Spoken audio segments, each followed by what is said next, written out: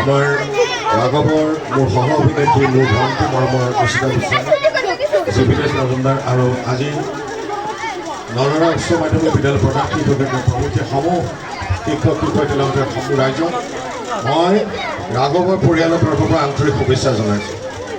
আমি আজি ইয়ালৈ কিয় আহিছোঁ গম পাইছা নাই তোমালোকৰ আজি নৱাগত আদৰণি সভা আৰু ভাল লাগিছে সকলো আহিছে। আমি আহিছোঁ এখন চিনেমাৰ কথা ক'বলৈ। এতিয়া প্ৰথমে নৱাগত আদৰণি সভাত তোমাক যিসকল ছাত্ৰ ছাত্ৰী মই এটা কথাই কওঁ যে তোমালোকৰ এতিয়া সপোন দেখাৰ সময়, প্ৰকিলাৰ পিছত দৌৰাৰ সময়। তোমালোকে দেশৰ ভৱিষ্যতটো নিৰ্ভৰ কৰে তোমালোকৰ ওপৰত। ভাল ভাল কাম কৰা আৰু যিসকল অভিভাৱকসকল আছে তেওঁলোকক মই এটাই কথা কওঁ, ল'ৰা ছোৱালীৰ যি বস্তুৰ প্ৰতি তেওঁ ইণ্টাৰেষ্টেড, কিবা গান গাই ভাল পায়, নাচি ভাল পায়, অভিনয় কৰি ভাল পায়, সেই ক্ষেত্ৰতো গুৰুত্ব দিব। পঢ়া শুনা কৰিব লাগে, তাৰ মাজতো তেওঁলোকৰ কিছুমান প্ৰতিভা লুকাই থাকে। সেইখিনি আপোনালোকে অভিভাৱকসকলে সেইখিনি গুৰুত্ব দিয়া ভাল। আৰু মই আহিছোঁ কৈছোঁ যে আমি ৰাঘৱ বুলি এখন ছবি কৰিছোঁ জে পি প্ৰডাকশ্যনৰ দ্বিতীয় নিবেদন। তোমালোকে ৰত্নাকৰ চাইছা নাই? চোৱা মাতটো সৰু হৈ গৈছে দেখোন, ডাঙৰকৈ কোৱা, চাইছা নাই? এতিয়া কি চাবা? এতিয়া ৰাঘৱ নামটো ডাঙৰকৈ ক'লে মনটো ভাল লাগিব। আৰু এবাৰ জোৰকে চাবানে নাই তোমালোকে? আমাৰ অসমীয়া চলচ্চিত্ৰ জগতৰ লগত মই ৩২ বছৰ বেছি হ'ল তাতকৈ জড়িত হৈ আছোঁ। নিশিতাহঁতো আমাৰ মোৰ এটা কথা ভাল হয় যে নিশিতা গোস্বামী আহি থাকোঁতে কৈছোঁ যে মোৰ ৩খন ছবি য'ত নিশিতা গোস্বামী হিৰইন হৈ আছে। প্ৰথম হৈছে অধিনায়ক, তাৰপিছত ৰত্নাকৰৰ ৪ বছৰ পিছত এতিয়া ৰাঘৱ। এই জীবিতেশ মজুমদাৰ, সি নিজৰ কথা নক'ব, মই কৈ দিছোঁ। এওঁ নতুন অভিনেতা ৰাঘৱত এটা চৰিত্ৰত অভিনয় কৰিছে। আৰু আমাৰ মনোজৰ ল'ৰাটো ক'ত গ'ল? মনোজৰ আমাৰ এজন শিশু শিল্পী আছে, এফালে আহা, উঠি আহা। এওঁ আপোনালোকৰ ইয়াৰে সন্তান, আশীৰ্বাদ দিয়ক আগলৈ যাতে ভাল কাম কৰিব পাৰে। এওঁ ৰাঘৱৰ এটা চৰিত্ৰত অভিনয় কৰিছে। তোমাৰ নামটো কৈ দিয়া।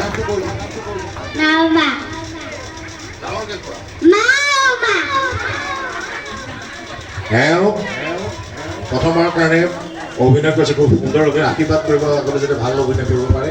আৰু জীবিতেশক সৰুকালটো অভিনয় কৰিছে।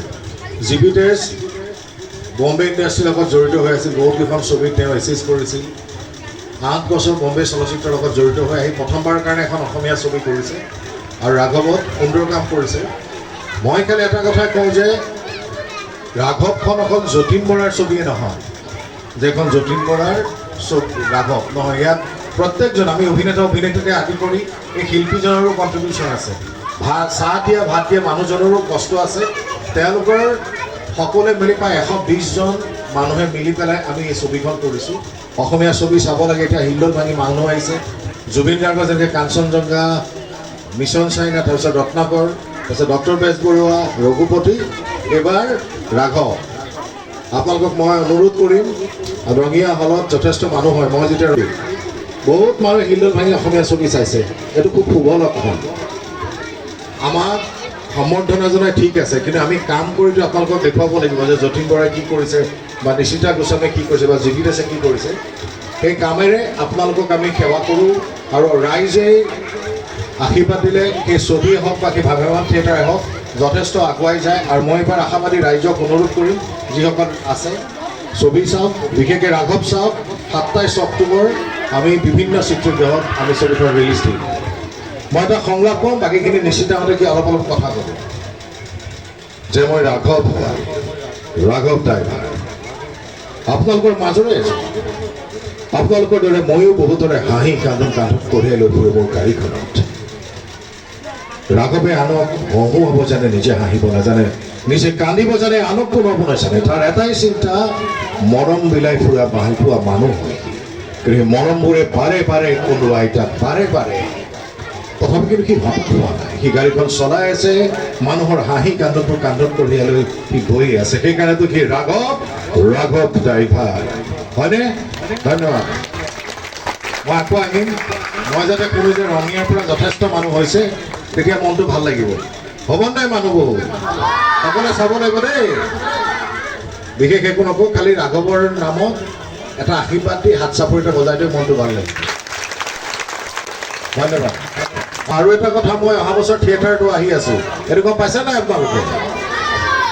সকলোৱে চাব, অসমীয়া ছবি চাওক, ভাগৱত থিয়েটাৰ চাওক। তাকে মোৰ বক্তব্য সামৰণি মাৰিছোঁ। ধন্যবাদ।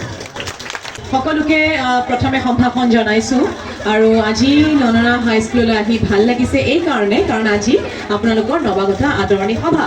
ইয়াতে এতিয়া নৱাগত কোন কোন আছে? আছেনে? নতুন আছে? গতিকে যিসকল নতুনকৈ এই বিদ্যালয়খনত আহিছে, তেওঁলোকে নামভৰ্তি কৰিছে, তেওঁলোকলৈ মই শুভেচ্ছা জনাইছোঁ, শুভকামনা জনাইছোঁ। সুন্দৰকৈ নিজৰ জীৱনৰ যাত্ৰা আগুৱাই গৈ থাকক। তোমালোক বুলিয়েই কৈছোঁ, সৰু সৰু অকণমানি তোমালোক। গতিকে আগুৱাই গৈ থাকক, তাকে আশা কৰিছোঁ। খুব ভাল হওক তোমালোকৰ ভৱিষ্যত, তাকে আশা কৰিছোঁ। আৰু তোমালোকক দেখিলে আমাৰ খুব মনটো ভাল লাগে। কাৰণ কিহৰ কাৰণে জানানে? কাৰণ তোমালোকক দেখিলে আমি আমাৰ সেই সৰুকালৰ দিনবোৰলৈ আমাৰ মনত পৰি যায়। আমিও তোমালোকৰ নিচিনাকৈ এনেকুৱা শাৰী পিন্ধিছিলোঁ, মাৰ এনেকৈ কাণ ফুলি পিন্ধি পেলাই আমি নাচিবলৈ আহোঁ, গান গাবলৈ আহোঁ। খুব ভাল লাগে যেতিয়া স্কুলৰ অনুষ্ঠানবোৰ থাকে, আৰু তোমালোকক দেখিলে আমাৰ সেই ধুনীয়া ধুনীয়া দিনবোৰলৈ উভতি যাবলৈ মন যায়। আচলতে আমাৰ সকলোৰে জীৱনৰ আটাইতকৈ ভাল লগা দিন বুলি ক'লে আমি সকলোৱে এটা কথাই কওঁ, আমাৰ স্কুলৰ দিনবোৰ আটাইতকৈ ভাল লগা দিন। কাৰণ তেতিয়া আমি সকলো বন্ধু বান্ধৱী, শিক্ষাগুৰুসকলৰ লগত এটা সুন্দৰ সম্পৰ্ক, বৰ ধুনীয়াকৈ আমি দিনবোৰ কটাইছিলোঁ। গতিকে তোমালোকৰ এই দিনবোৰ আকৌ কেতিয়াও ঘূৰি নাহে। গতিকে এই দিনবোৰ খুব সযতনে তোমালোকে ৰাখিবা, ভালকৈ পঢ়া শুনা কৰিবা, গান বাজনা কৰিবা, ছাৰ মেডামহঁতৰ বাইদেউহঁতৰ কথা শুনিবা, মা দেউতাহঁতৰ কথা শুনিবা, আৰু সুন্দৰকৈ জীৱনটোত আগুৱাই যোৱা, তাকে মই আশা কৰিছোঁ। আৰু এটা কথা এতিয়া কি হৈছে অকণমান কওঁ, যে এতিয়াতো দিনবোৰ দেখিছাই যে চব সলনি হৈ গৈছে। চবৰে আজিকালি হাতে হাতে মোবাইল। কিন্তু আমি যেতিয়া সৰু আছিলোঁ তেতিয়া কিন্তু আমাৰ মোবাইল নাছিলে, তেতিয়া মোবাইল বস্তুটো ওলোৱাই নাছিলে। কিন্তু আজিৰ দিনত চবৰে হাতে হাতে মোবাইল। আচলতে মোৰো এটা অকণমানি ল'ৰা এটা আছে, 6 বছৰ হৈছে। সিও ভাত খালেও মোবাইল লাগে, শুবলৈ আগতেও মোবাইল লাগে, খোৱাৰ আগতেও মোবাইল লাগে, স্কুলৰ পৰা আহিয়ে মোবাইলটো বিচাৰে। গতিকে এইবোৰ আচলতে কেতিয়াবা অকণমান আমাৰ অভিভাৱকসকলৰ কাৰণে অকণমান চিন্তাৰ বিষয় হৈ পৰে। কাৰণ আমাৰ ল'ৰা ছোৱালী এতিয়া এই আমি আগতে যেনেকৈ ৰাতিপুৱা গান বাজনা কৰিবলৈ গৈছিলোঁ, কেতিয়াবা আমি আৰ্ট পেইণ্টিং কৰিবলৈ যাওঁ, সেই দিনবোৰ যেন নাইকিয়া হৈ গৈছে। ল'ৰা ছোৱালী আধা সময় মোবাইলতেই কটায়, এই ইউটিউব, এই ফেচবুক, এইখিনি সময়তে আমি গোটেই আমাৰ সমগ্ৰ সময়খিনি আমাৰ গৈ থাকে।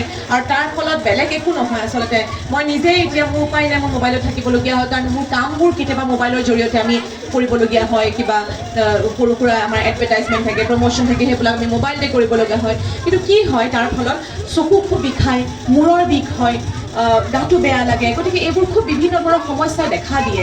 গতিকে মই আপোনালোক যিহেতু অভিভাৱকসকল আছে, মই নিজে এগৰাকী মাতৃ হিচাপে ক'ব বিচাৰিছোঁ, মই নিজৰ ল'ৰাটোকো ঠিক কৰিব পৰা নাই।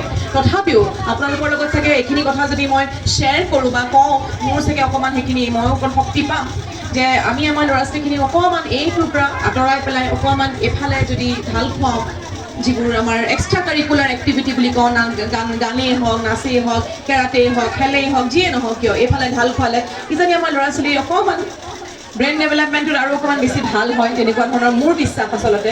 সেইকাৰণে সকলোৰে ভাল হওক, ল'ৰা ছোৱালীখিনি ভাল হওক, তাকে আশা কৰিছোঁ। আৰু যতীন দাই কৈছে যে আমাৰ নতুন চিনেমা এখন আহি আছে, ৰাঘৱ। অসমীয়া সংস্কৃতি, অসমীয়া যিটো আমি সদায় কৈ আহোঁ, জাতিৰ কথা, অসমীয়া সংস্কৃতিৰ কথা আমিও লাগি থাকোঁ, যিমান পাৰোঁ লাগি থাকোঁ, যাতে ভাল ভাল অসমীয়া ইফালে চাউথত যেতিয়া চাউথ ইণ্ডিয়ান চিনেমা ৰিলিজ হয়, আমাৰ তেতিয়া অকণ মনটো দুখ লাগে, ইছৰাম আমিও যদি পাৰিলোহেঁতেন কৰিব। বলিউডত যেতিয়া হিন্দী চিনেমাখন ৰিলিজ হ'লে আমাৰ তেতিয়া মনটোত ভাৱ হয়, ইছৰাম আমিও যদি কৰিব পাৰিলোহেঁতেন। কিন্তু এতিয়া যিহেতু ৰাইজসকল ওলাই আহিছে, যতীন দাহঁতৰ নিচিনা মানুহ ওলাই আহি নিজৰ ধন খৰচ কৰি পেলাই এখন চিনেমা বনাই পেলাই ৰাইজক উপহাৰ দিব বিচাৰিছে। আমিও কাম পাওঁ, আমিও কাম কৰোঁ তেনেকৈ। গতিকে অসমীয়া চিনেমা যিমান আগুৱাই যাব, আমাৰ ঠাইখনো আগুৱাই গৈ থাকিব। গতিকে মই আশা কৰিছোঁ, আৰু ছবি জগতখন আমি সকলোৱে মিলি পেলাই বচাই ৰাখিব লাগিব। ইণ্ডাষ্ট্ৰি বুলি ক'বলৈ গ'লে এতিয়াও আমাৰ গঢ় লৈ উঠাই নাই। কিন্তু হয়, জুবিন দাহঁতৰ পৰা, যতীন দাহঁতৰ পৰা যেতিয়া ভাল ভাল চিনেমা আমি পাওঁ, তেতিয়া আমাৰ মনটোত অকণমান এটা বিশ্বাস আহে, আমাৰ এটা বল আহে মনটোলৈ, যে নহয়, আমাৰ ইণ্ডাষ্ট্ৰিটো গঢ় লৈ উঠিব, আমি ভাল ভাল কাম কৰিব পাম। আমাৰ উঠি অহা প্ৰজন্ম যেনেকৈ জীৱিতেশ্যত আছে, তেওঁলোকেও এতিয়া আহিছে, এখন প্ৰথম চিনেমা কৰিছে, যাতে তেওঁলোকৰ এখন প্ৰথম চিনেমাই শেষ চিনেমা নহয়, আমিও সেইটো বিচাৰোঁ। গতিকে তাৰ পাছত যাতে আৰু 10খন চিনেমা কৰে, আমাৰ উঠি অহা প্ৰজন্ম, আজি আপোনালোকৰ মাজৰে ল'ৰা ছোৱালী বহুত বহুতো ল'ৰা ছোৱালী এই কালচাৰেল মনটো আছে এতিয়া অকণমান ইটোৱে এখন চিনেমা কৰিলে কালি পৰহি কিজানি তেওঁ সেইটো ফালে ঢাল খাব পাৰে যে মানুহক অভিনয় কৰিম নহয় বোলে মই গামেই গাম গতিকে তাৰ কাৰণে আমি বাটটো মোকলাই লৈ যাব লাগিব আৰু আমি সেইকাৰণে অহৰহ প্ৰচেষ্টা আমি চলাই আছোঁ কষ্ট কৰোঁ ঘৰ বাৰী এৰি থৈ আজি এনেকৈ ইয়ালৈ আহিছোঁ সময়কণ কটাবলৈ আপোনালোকক ক'বলৈ গতিকে সকলোৰে যাতে সহায় সহযোগিতা আপোনালোকে যাতে সকলোৱে আগবঢ়ায় তাকে আশা কৰিছোঁ আৰু চিনেমাখন বৰ কষ্টৰে আমি কৰিছোঁ বৰ ধুনীয়া চিনেমা হৈছে খুব ভালকৈ কৰিছোঁ গান চানবোৰো আমি বাহিৰত কৰিছোঁ শ্বুটিং গতিকে আপোনালোকে চিনেমাখন চাই ভাল পাব বুলি আমাৰ দৃঢ় বিশ্বাস ৰাঘৱ আহি আছে অক্টোবৰ 27 তাৰিখে গান এটা ইতিমধ্যে তোমালোকে শুনিলাই 4 চকা শুনিছা নাই 4 চকা ঘূৰিলেহে শুনিছেনে এতিয়া শুনিবা হা এতিয়া ৰিলিজ হ'ল আমাৰ কেইদিনমানৰ আগতে ৰিলিজ হৈছে 4 চকা তাৰপাছত আমাৰ ৰোমেণ্টিক গানটো ৰিলিজ হ'ব গানবোৰ ধুনীয়া হৈছে গানবোৰ বনাইছে জুবিন গাৰ্গে গানটো বনাইছে গতিকে ধুনীয়া হৈছে সকলোৱে চাব বুলি আশা ৰাখিলোঁ আশীৰ্বাদ কৰিব যাতে ভাল ভাল কাম কৰি যাব পাৰোঁ বা মনবোৰ কেতিয়াও মৰি যাবলৈ নিদিবা তোমালোকৰ যাতে জীৱনবোৰ ধুনীয়া হৈ থাকে ৰঙীন হৈ থাকে ৰামধেনুৰ নিচিনা তাকে আমি প্ৰাৰ্থনা জনাইছোঁ সকলোকে পুনৰবাৰ ধন্যবাদ জনাইছোঁ